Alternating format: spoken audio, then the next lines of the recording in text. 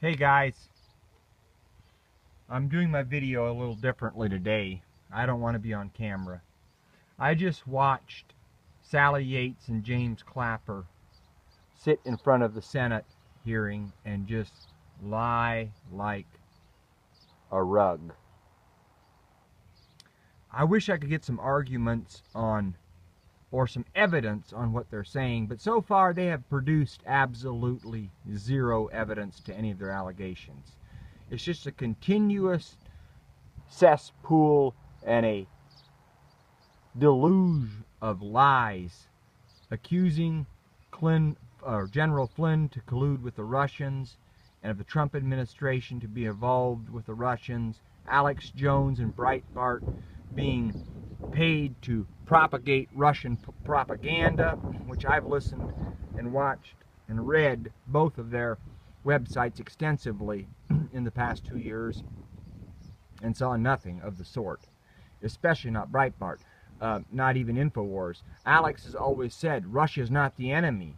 They aren't the ones being globalists trying to destroy us. And that's all he's ever said, which is his opinion. There's absolutely no evidence, and they were asked if there was evidence, Clapper and Sally Yates, and neither one of them ever produced a shred of evidence. But they had the nerve to say that we need to print papers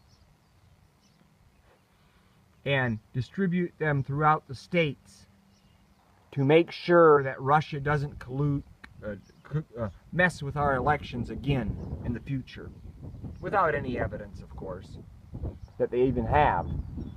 And secondly, our deep state, our CIA, has a long history of messing in other countries' elections. So they really, I don't want to hear it.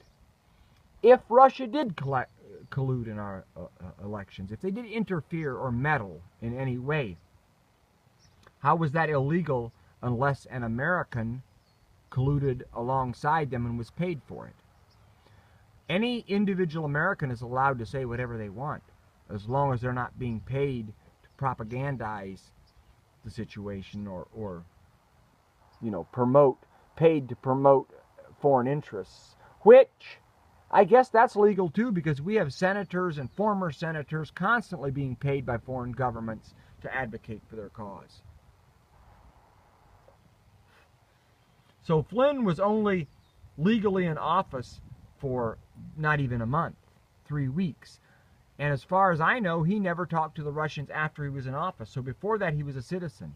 There was nothing illegal about it. And they've never brought any evidence up that there was anything illegal done. It's all a big scam, a ruse, a monkey business. Just a conglomerate of lies to smear the Trump campaign. And we have people like Lindsey Graham taking it seriously, acting like there's a possibility there's truth to this, when he knows damn well there is no truth to it. What I would like to see is a little bit of evidence to somehow show that James Clapper has some credibility after he lied to Congress about surveillance, or Sally Yates. From what I saw from her, she's not a judge. She's not a lawyer. She's an advocate or an activist that everything she does is based on her ideology. She said Trump's travel ban had no basis in the Constitution, that because he was discriminating against a religious group, it was unconstitutional, when clearly the law states that Trump can absolutely create a travel ban for any reason he deems dangerous. Nothing to do with the Constitution or freedom of religion. He can ban it because it's dangerous at the moment. No court in the United States of America has the right to stop it.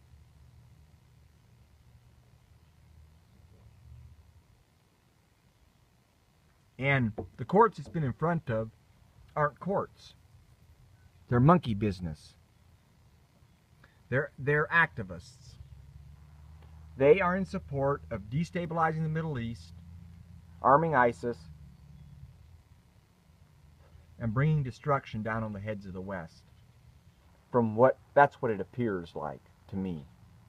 When you watch it, from my point of view, it appears like everything they do is just to destroy the future of the United States, to destabilize us, to make it harder for corporations to do business here, for make it harder to stop terrorism here. Everything they do, everything Clapper and Sally Yates and Sheldon Whitehouse and the rest of the Democrats do appears to be an open sabotage of bringing peace and prosperity to America. It's disturbing. It really upsets me. I'm trying to be objective here. I really want to have a nonpartisan view, and I'd really like someone to get on my comments and argue with me and give me some evidence that Clapper isn't a total shill of someone, that Sally Yates isn't a 100% activist that does not pay any attention to the United States law or the Constitution. And the most grieving thing is that there could be a grandma in Little Rock, Arkansas, or a 17-year-old in Pueblo, Colorado, that are watching this and they think because this is in front of the Senate, that this is a congressional hearing, that there's truth to this, that these people actually care about America, that James Clapper is really a good man, when they don't know the history of his lies. You look up James Clapper on Wikipedia, and I have no doubt Wikipedia is very biased on the liberal side for the most part. Of course, not totally, because it has multiple editors, but it is for the most part. And all it talks about is James Clapper lying to Congress more than once. So why would we believe him now?